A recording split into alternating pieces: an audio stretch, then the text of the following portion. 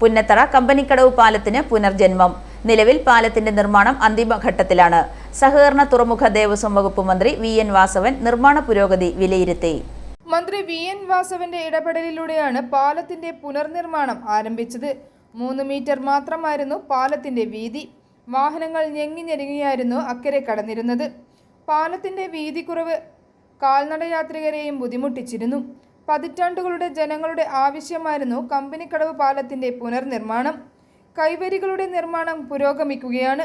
Approach റോഡും അവസാന മിനുക്കുപണികളും പൂർത്തിയാകുന്നതോടെ 1.5 മാസത്തിനുള്ളിൽ പാലം നാടിന് സമർപ്പിക്കുമെന്നും ഉദ്ഘാടനം ഒരു ജനകീയ ഉത്സവമാക്കുമെന്നും മന്ത്രി പറഞ്ഞു. 15 വർഷത്തെ പ്രയത്നമുണ്ട് ഇതിൻ്റെ പിന്നിൽ. ഒരുപാട് നാട്ടിലെ ജനങ്ങളെല്ലാം ആഗ്രഹിച്ച ഒരു പാലമാണ്. പ്രത്യേകിച്ച് മീനച്ചിലാറിനെ ക്രോസ് ചെയ്ത് ഏറ്റുമാനൂരും അയർക്കുന്നം പഞ്ചായത്തുമായി ബന്ധിപ്പിക്കുന്നതാണ് പാലത്തിൻ്റെ ഉദ്ദേശം. നേരത്തെ ഉണ്ടായിരുന്ന കടത്തിക്കടവ് ഒരു ചെറിയ പാലമാണ്. അതിൽ കൂടി വണ്ടിക്കൊന്നും പോകാൻ പാടില്ല. ഒരു ഫുട്പാത്ത് പോലുള്ള പാലം. അത് ഒതുക്കിപ്പണിയാണെന്നുള്ള ആഗ്രഹത്തിൽ നാട്ടുകാരെല്ലാം കൂടി ഇടപെട്ട് വലിയ രൂപത്തിൽ നീക്കങ്ങൾ നടത്തിയിരുന്നു. ആ ശ്രമങ്ങളെല്ലാം AS കിട്ടിയിട്ടും പിന്നെയും 13 വർഷം കാത്തിരിക്കും. സാധാരണ ഇതിൽ ഭരണാനുമതി കിട്ടിക്കഴിഞ്ഞാൽ പിന്നെ ഒരു വർക്കിന് അത്രയും കാത്തിരിക്കേണ്ടതാണ്. പക്ഷെ ഒരുപാട് കുരുക്കുകളുണ്ടായിരുന്നു വിഷയത്തിൽ. ചില പാലങ്ങളുടെ നിർമ്മാണ പ്രവർത്തനങ്ങൾക്ക് നമ്മൾ യഥാർത്ഥത്തിൽ ഒരു വർക്ക് യാഥാർത്ഥ്യമാകുമ്പോൾ അതുവരെയുള്ള ക്ലാസ് വർക്കാണ് അതിൻ്റെ ഏറ്റവും പ്രധാനപ്പെട്ടത്. മീനച്ചിലാറിന് കുറുകെയുള്ള പുന്നത്തുറ കമ്പനിക്കടവ് പാലം പുതുപ്പള്ളി ഏറ്റുമാനൂർ നിയോജക മണ്ഡലങ്ങളെ തമ്മിൽ ബന്ധിപ്പിക്കുന്നു.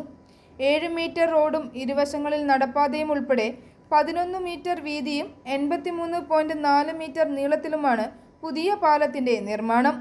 9.91 കോടി രൂപ അനുവദിച്ചാണ് നിർമ്മാണം പുരോഗമിക്കുന്നത്.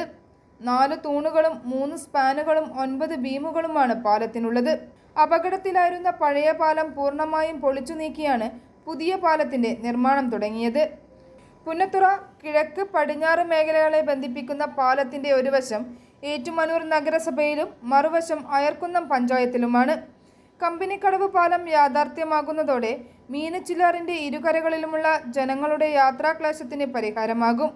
LDF നേതാക്കളായ KN Venugopal, ES Biju, MS Sanu, Babu George, MD Varkey, KI Kunjachan, Jose Edavazhikkal, Rajeev Nellikkunnel, Murali Thakidiyel, Raghu Balaramapuram, MK Sugathan, NA Mathew, Jaleel, KT Ramesh എന്നിവർ മന്ത്രിക്കൊപ്പമുണ്ടായിരുന്നു.